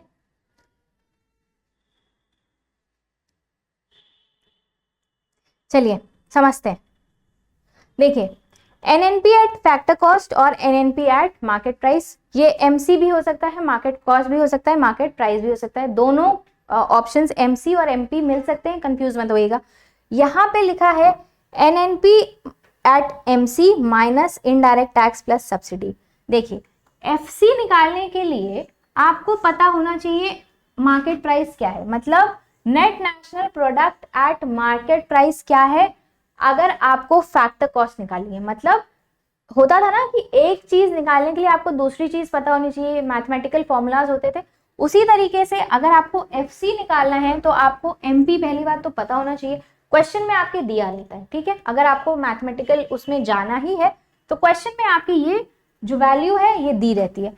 इनडायरेक्ट टैक्स, जब हम टैक्सिंग अगर आपने पढ़ी होगी तो आपको पता होगा, ये जो इनडायरेक्ट टैक्स होते हैं ये जैसे आपका GST है, अभी जो लार्जेस्ट इनडायरेक्ट टैक्स है वो आपका GST ही है, और जो डायरेक्ट टैक्स होता है वो आपका इनकम टैक्स होता है। ठीक है, इनडायरेक्ट टैक्स पढ़ाने की तो जरूरत नहीं लग रही है मुझे। इनडायरेक्ट टैक्स माइनस कर देते हैं, मतलब जो सरकार उस प्रोडक्ट पे इनडायरेक्ट टैक्स लगाती है, मतलब इन शॉर्ट GST लगाती है, मतलब एक ही मार्केट कॉस्ट निकली। ठीक है, अब उस पे जो GST लगी उसको माइनस कर देते हैं। और ये जो सब्सिडी क्या होती है, सरकार आपको कुछ एक तरीके से बेनिफिट देती है कि आपका इस टाइम पे नुकसान हुआ था तो हम आपको, सब्सिडी कुछ नहीं होता, कुछ डिस्काउंट होता है। जैसे कि आपको कहते हैं ना कि आप कभी सेल में गए होगे तो लिखा रहता है 30% डिस्काउंट, तो ये जो डिस्काउंट है ये सरकारी भाषा में या फिर गवर्नमेंट की स्कीम्स में इसको हम सब्सिडी कहते हैं। ये जनरली उन लोगों को दिया जाता है जो थोड़े बैकवर्ड होते हैं, मतलब जैसे कि किसान हो गए, या फिर मोस्टली किसानों को ही दिया जाता है। पहले सरकार नॉर्मल सिटीजन्स को भी देती थी, लेकिन अब उसने विड्रॉ कर ली है ये स्कीमें। पहले सब्सिडी आपको LPG सिलेंडर पे भी मिलती थी, अब सरकार ने वापस कर ली है ये। हालांकि जो डिस्काउंट होता है ये सरकार क्यों देती है, क्योंकि भाई किसान है, उनको पता है कि किसान की इतनी आमदनी या इतनी इनकम नहीं होती है कि वो 1000 रुपए का फर्टिलाइजर खरीद सके। अब भाई खेती कर रहा है, फर्टिलाइजर तो जरूरी है। अब होता क्या है, अब किसानों को तो क्या कहते हैं, सरकार जाके देगी नहीं कि लो तुम फर्टिलाइजर ले लो, लो तुम ले लो। वो करती क्या है, उस फर्टिलाइजर पे, क्योंकि वो सरकार के अंडर आता है, जो शॉप जिस शॉप पे वो बिक रहा है वो सरकार के अंडर आती है। उन्होंने क्या किया, 1000 रुपए का जो फर्टिलाइजर है उन्होंने कहा कि हम 500 रुपए में बेचेंगे। ये क्या हो गई, सब्सिडी हो गई। In the other words discount हो गया। कि हम तुम्हें स्ट्रेट 500 रुपए का डिस्काउंट करके दे रहे हैं, अब तुम जाके इसको खरीदो। होता क्या है, इनकम पे इफेक्ट नहीं पड़ता है, और जो भी इरिगेशन प्रैक्टिसेस हैं या जो भी प्रोडक्शन प्रैक्टिसेस हैं जो फार्मर करना चाह रहा है उसका भी काम आराम से हो जाता है। मतलब दोनों तरफ से ये विन विन सिचुएशन होती है। सरकार को अपनी तरफ से देना नहीं पड़ रहा है कि भाई सरकार अगर अपनी तरफ से जो भी फर्टिलाइजर है वही देने लगेगी तो फिर बाकी काम क्या करेगी। उसने किया क्या कि चलो मैं तुम्हें डिस्काउंट दे रहा हूँ, मतलब खर्चा मैं उठाऊंगा। भाई जो 500 रुपए वो डिस्काउंट दे रही है अल्टीमेटली जिस शॉप से, तो शॉप को भी तो देना पड़ेगा ना। भाई शॉप तो 1000 रुपए की ही देगी। अब ये जो 500 रुपए जो सरकार माइनस कर रही है, मतलब जो कह रही है कि तुम 500 रुपए में किसान को दो, 500 रुपए मैं तुम्हें दूंगा, तो ये क्या है, ये आपकी सब्सिडी होती है। इससे क्या है, फार्मर्स को बेनिफिट होता है, उनका काफी मुनाफा हो जाता है, उनको कोई एक्स्ट्रा बर्डन नहीं होता। ये आपकी सब्सिडी होगी। मतलब क्या, एक तरफ सरकार आपसे पैसा ले रही है, टैक्स ले रही है, दूसरी तरफ सब्सिडी आपको दे रही है। मतलब एक हाथ ले एक हाथ दे वाला हिसाब किताब यहाँ पे चलता है। क्लियर हो गया। अब एक बात मैं और बता दूं, ये जो सब्सिडी दे रही है इसका पैसा कहाँ से आता है, आपके टैक्सेस से ही आता है। ठीक है। अब दूसरा यहाँ पे चलते हैं, NNP एट MP। अब यहाँ पे अगर आपको FC मतलब ये निकालना है तो आपको FC दिया रहा होगा, क्वेश्चन में आपको मेंशन रहता है। मतलब अगर यहाँ से निकल गया तो ठीक है, यहाँ से जो वैल्यू निकली टैक्स आप उसमें प्लस कर देते हो। मतलब ये जो टैक्स है इनडायरेक्ट टैक्स है, ठीक है, इसमें आप टैक्स प्लस कर देते हो और सब्सिडी माइनस कर देते हो। क्यों? क्योंकि देखिए यहाँ पे क्या लिखा है, मार्केट प्राइस, यहाँ पे क्या लिखा है, फैक्टर कॉस्ट। मार्केट प्राइस और फैक्टर कॉस्ट में एक बेसिक डिफरेंस ये होता है कि मार्केट प्राइस मतलब जो वो प्रोडक्ट एक्चुअल मार्केट में अवेलेबल है। जैसे कि अगर आप एक शैम्पू खरीदने जाते हैं तो शैम्पू अगर आपको 200 रुपए का मिल रहा है तो जरूरी नहीं है कि वो 200 रुपए का शैम्पू यहाँ पे, मतलब जब प्रोडक्शन स्टेज पे था तो वो जरूरी नहीं है कि 200 रुपए का हो सकता है वो 180 रुपए का हो। ठीक है, हो सकता है वो 180 रुपए का हो। वहां पे क्या है भाई, अभी टैक्स नहीं लगा है, यहाँ ध्यान से देखिएगा, 180 रुपए का उसका प्रोडक्शन हुआ है। ठीक है, मैंने जब आपको समझाया था तो जो प्रोडक्शन यूनिट है उसने अपना सब खर्चा लगा के भाई मटेरियल लाया, प्लास्टिक की बोतल लाया, ग्लिसरीन लाया, ये लाया वो लाया, सब मिला के उसने एक शैम्पू तैयार किया। ठीक, अभी क्या है, उस पर टैक्स नहीं लगा है, लेकिन सरकार ने उसको सब्सिडी दी है। भाई सेटअप लगाया है, सब्सिडी उसको मिली है। ठीक है, अब क्या है, जब यही 180 रुपए का शैम्पू मार्केट में जाएगा, मतलब जब आपके एक शॉपिंग मॉल में जाएगा या फिर रिटेल स्टोर में जाएगा, अब क्या होगा भाई, ये 180 रुपए हो गया। ठीक, अब वो प्रोडक्ट आपका मार्केट में आ गया, अब क्या लगेगा, उस पर टैक्स लगेगा, मतलब GST लगेगी। क्या लगेगा, टैक्स लगेगा, मतलब GST लगेगी, क्योंकि सरकार तो टैक्स आपसे लेगी ही। ठीक, अब क्या है, इसमें सब्सिडी जो इधर मिली थी उसको प्रोडक्शन में, वो यहाँ पे माइनस हो जाएगी। यहाँ पे मान लीजिए टैक्स था उस टाइम पे 10 रुपीज और सब्सिडी उसकी थी 30 रुपीज। ठीक है, मान लीजिए टैक्स था आपका 10 रुपीज जो कि अभी लगा नहीं है। याद रखिएगा यहाँ पे टैक्स लगा नहीं है क्योंकि ये प्रोसेसिंग स्टेज में है, प्रोडक्शन स्टेज में है, यहाँ पे टैक्स लगा नहीं है। टैक्स कब लगता है, जब वो प्रोडक्ट आपका मार्केट में आ जाता है। ठीक है, क्लियर हो गया। अब आखिरी आपका बचा है PCI यानी per capita income.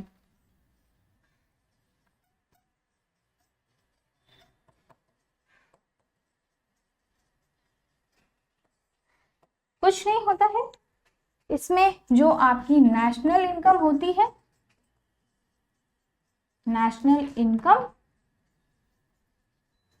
Divided by population.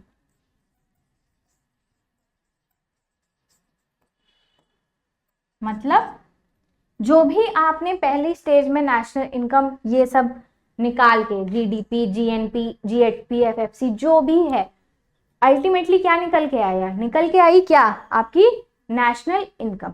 Per capita income मतलब पर इंसान कितना इनकम कमा रहा है, अगर आपको ये निकालना है तो आपको कुछ नहीं करना होता है, नेशनल इनकम ऊपर रखनी होती है। उसके बाद जितनी पॉपुलेशन है कहाँ पे, उस ज्योग्राफिकल एरिया में, इसीलिए मैंने वर्ड लिखा था ज्योग्राफिकल बाउंड्री। जरूरी नहीं है भाई वर्ल्ड इतना है, कहीं की भी पॉपुलेशन हो सकती है, लेकिन जब हम ज्योग्राफिकल बाउंड्री लगा देते हैं तो मतलब हो जाता है कि जिस एरिया की आप नेशनल इनकम निकाल रहे हो उस एरिया की पॉपुलेशन को आप कंसिडर करते हो, डिवाइड करते हो, और जो भी आंसर आता है वो आपका क्या हो जाता है, पर कैपिटा इनकम। क्लियर हो गया? ठीक है।